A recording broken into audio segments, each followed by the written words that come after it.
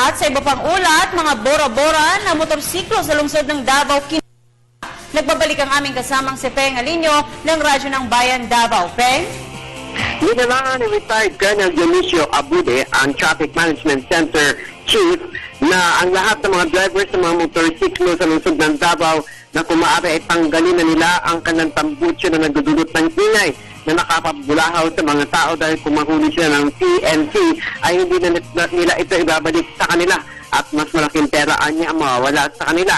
Mismo si Davao City Mayor Rodrigo Duterte ang nabigay ng babala sa lahat ng mga nagmamay-ari ng mga motorcycle at maging mga big bikers na kung maaari ay lagyan na lang nila ng silencer ang kanilang masasakyan upang hindi ito magdulot ng ingay na inireklamo ng publiko dahil hindi rin anya sila makakalusot sa mga otoridad.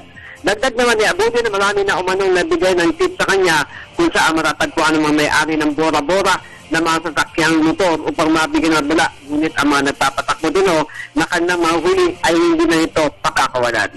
Para sa Telebisyon ng Bayan, Peng Alinio ng Radyo ng Bayan Davao, nag-uula.